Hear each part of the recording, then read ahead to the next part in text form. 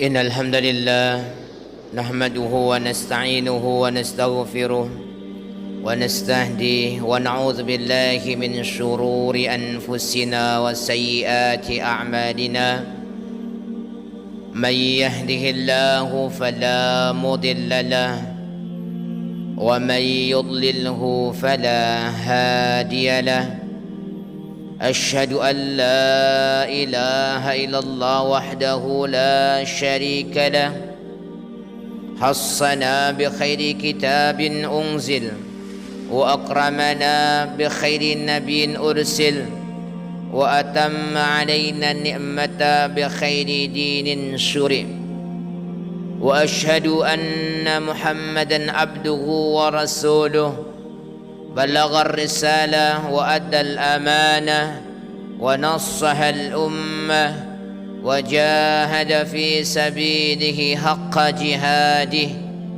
وتركنا على محجة البيضاء ليلها كنهارها لا يزيغ عنها إلا هالك يقول تبارك الله وتعالى في محكم تنزيله أعوذ بالله من الشيطان الرجيم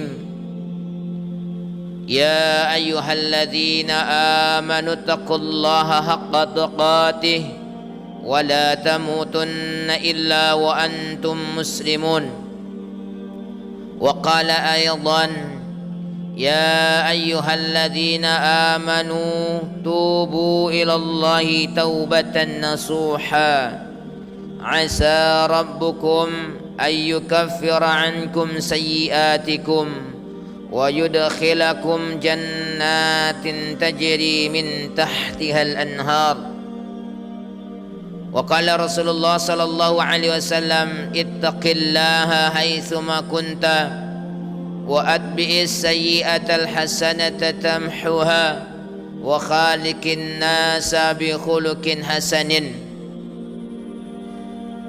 اللهم صل وسلم وبارك على رسول الله سيدنا ومولانا وحبيبنا وشفيعنا وقرة أعيننا محمد صلى الله عليه وسلم الفاتح لما أغلق السابق لمن سبق الهادي إلى الصراط المستقيم وعلى آله وصحبه أجمعين.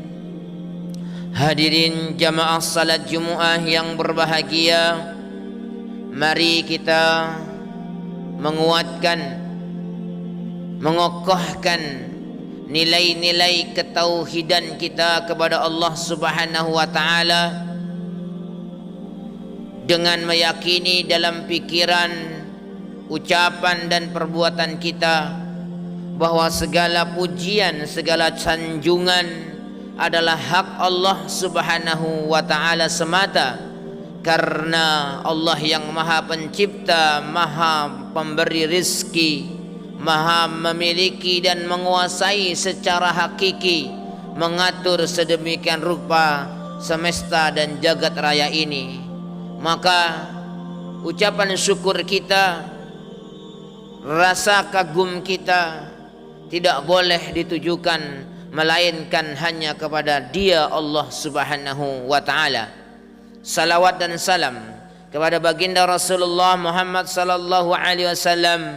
Allahumma salli ala sayyidina wa maulana wa habibina wa syafi'ina wa qurrati a'yunina Muhammadin sallallahu alaihi wasallam wa ala alihi wa sahbihi ajmain. Allah Subhanahu wa taala telah memilih dan menetapkan beliau sebagai seorang nabi dan menetapkan pada dirinya keteladanan yang baik untuk orang-orang yang imaninya.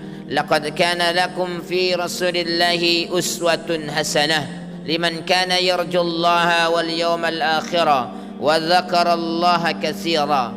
Sungguh pada diri Rasulullah Muhammad sallallahu alaihi wasallam itu benar-benar terdapat suri tauladan kebaikan bagi orang yang beriman kepada Allah, beriman kepada hari akhir dan berzikir kepada Allah dengan zikir yang banyak.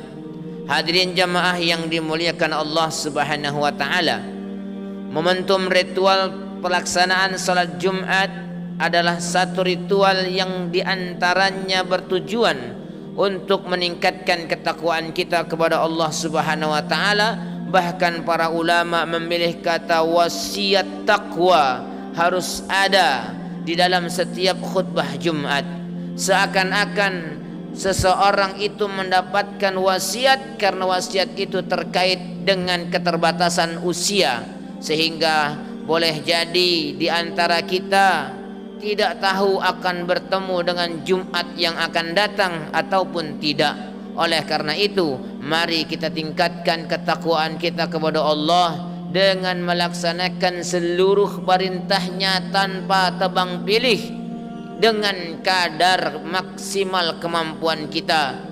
Fattaqullaha mastata'tum, bertakwalah kepada Allah pada kadar maksimal kemampuan kalian, dan menjauhi larangan tanpa menggunakan mampu atau tidak mampu.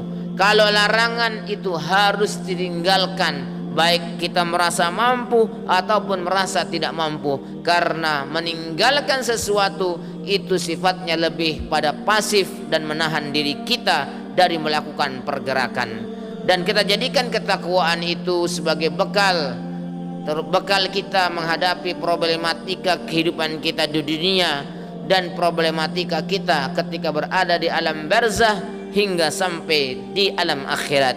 Karena tidak ada bekal yang lebih primer untuk kita siapkan melainkan bekal ketakwaan. Wa tazawwadu fa inna khairaz zadi taqwa.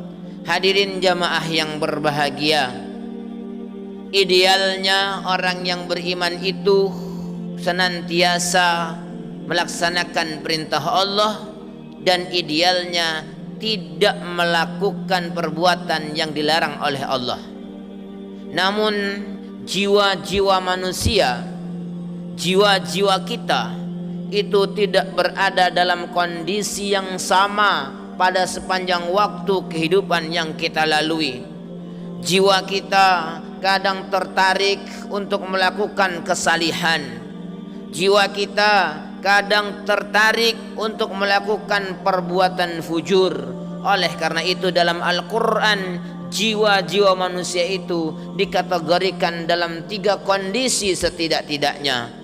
Nafsul mutmainnah, jiwa-jiwa yang ingin meraih ridha Allah Subhanahu wa taala. Nafsun amaratun bisu, jiwa yang terus menari-nari mengajak untuk melakukan perbuatan-perbuatan yang dilarang oleh Allah. Ataupun nafsul lawamah, yaitu jiwa yang ingin terus menambah dan menambah pada kesenangan duniawi. Hadirin jamaah yang dimuliakan Allah Subhanahu wa taala, lalu bagaimana seandainya kondisi ideal yang seharusnya dilakukan oleh seorang beriman adalah bertaat kepada Allah Subhanahu wa taala, namun di suatu waktu dia atau jiwanya, raganya, ucapannya melakukan perbuatan yang dilarang oleh Allah atau meninggalkan, tidak melakukan apa yang diperintahkan oleh Allah. Maka agama ini karena dasar rahman dan rahimnya Allah, karena rahmat dan kasih sayang Allah Subhanahu wa taala, kita mengenal konsep bertaubat. Hadirin jamaah yang dimuliakan Allah, Allah menyampaikan dalam surat Al-Quran, wa hadainahun najdain, dan kami bentangkan di hadapan jiwa manusia itu at-tariqain, 2 jalan, tariqatul khair wa tariqatul syarr, jalan kebaikan dan jalan keburukan. Di dalam ayat yang lain dikatakan fa'alhamaha fujuraha wa taqwaha, kami ilhamkan, kami kasih tahu, kami beri kecenderungan pada jiwa-jiwa itu untuk melakukan perbuatan kebaikan ataupun perbuatan yang buruk. Qad aflaha man zakkaha, maka beruntunglah jiwa-jiwa yang terus mengajak berbuat baik. Hadirin jamaah yang dimuliakan Allah Subhanahu wa taala, di dalam ayat Al-Qur'an yang kita sering menemukan konsep atau orang yang diperintah untuk bertaubat itu adalah orang yang beriman. Artinya orang yang telah melakukan atau mengucapkan asyhadatain, yaitu mengucapkan asyhadu alla ilaha illallah wa asyhadu anna muhammadar rasulullah, dimulai dari meyakini di dalam hatinya at-tasdiqu fil janan, meyakini dalam hatinya, wal qawlu bil lisan, mengucapkan dengan lisannya, wal amalu bil arkan, dan melakukan apa yang dia yakini, apa yang dia ucapkan dengan anggota tubuhnya.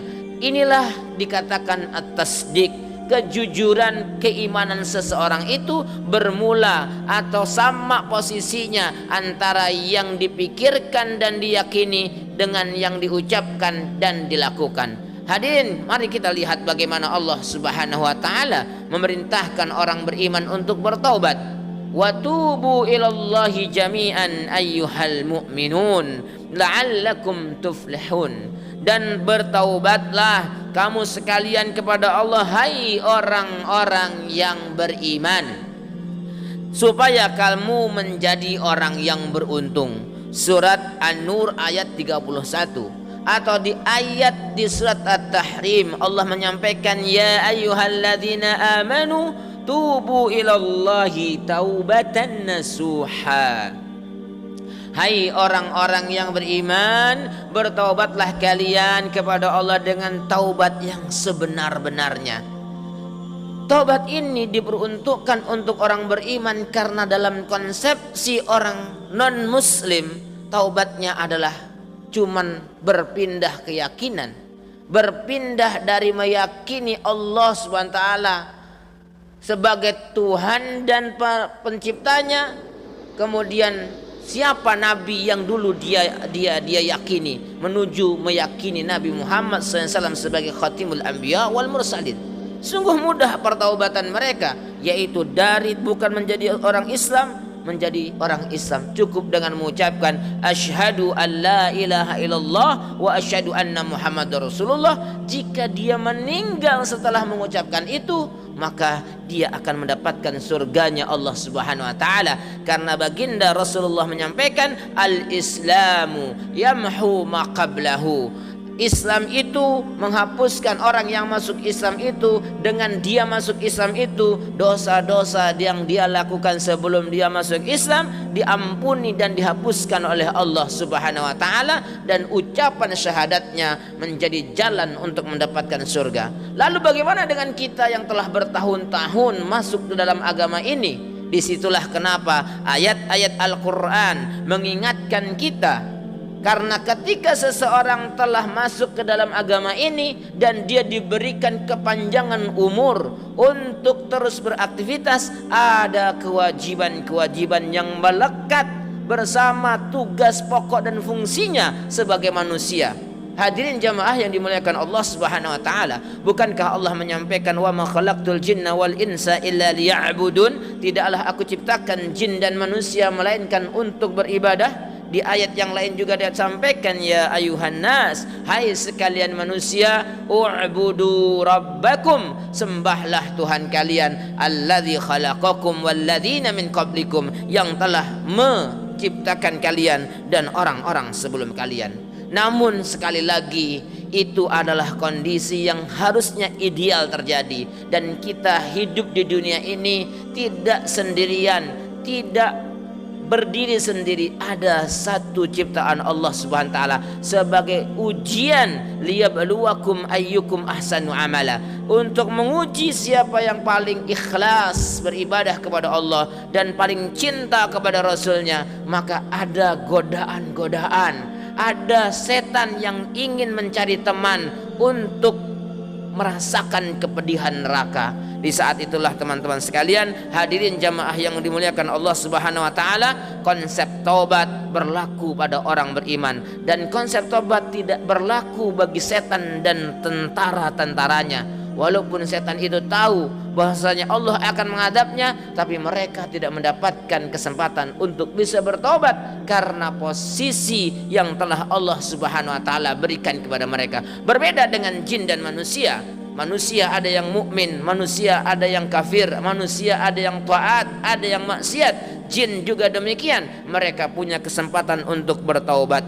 Hadirin jamaah, bahkan Allah Subhanahu wa taala menyampaikan kepada kita melalui lisan Rasulullah sallallahu alaihi wasallam, sesungguhnya Allah Subhanahu wa taala, innallaha azza wa jalla yabsutu yadahu bil laili liyatuba musii'un nahari wa yabsutu yadahu bin nahari liyatuba musii'ul laili. Allah merentangkan tangannya menyambut dengan gembira hamba-hambanya yang berdosa di malam hari, disambut untuk bertaubat di siang harinya, dan yang bermaksiat di siang hari disambut oleh Allah Subhanahu wa taala untuk bertaubat di malam harinya. Hadirin jamaah yang dimuliakan Allah, tidak ada satu kesempatan pun, satu hari pun di mana kita hidup melainkan kita sangat-sangat mungkin melakukan perbuatan dosa.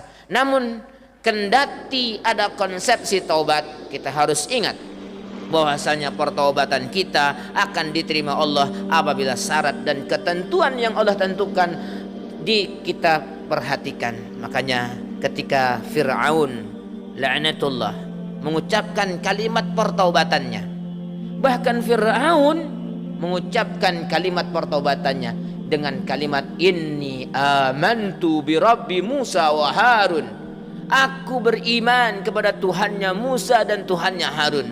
Namun sayang disayang, kalimat itu diucapkan ketika nyawa telah sampai di tenggorokan, dan pertobatan yang semacam ini tidak diterima oleh Allah Subhanahu wa taala. Silahkan pegang kakinya, silahkan pegang perutnya, silahkan pegang dadanya. Jika kaki, perut dan dada saat ini masih hangat, maka boleh jadi nyawa kita masih utuh di dalam tubuh kita dan kesempatan bertobat masih ada untuk bisa kita lakukan. Semoga Allah Subhanahu wa taala panjangkan umur kita dalam ketaatan, dan Allah Subhanahu wa taala berikan kesempatan untuk mentaubati dosa-dosa kita, baik dosa yang terkait dengan hak Allah ataupun dosa yang terkait dengan hak-hak anak Adam. Berhati-hatilah kalau kita melakukan dosa yang terkait dengan hak manusia, maka syarat taubatnya jauh lebih susah karena dibutuhkan pengikhlasan dan penyampaian permohonan untuk diikhlaskan. Coba bayangkan kejahatan yang telah dilakukan oleh orang yang mengkorupsi dana bantuan COVID-19.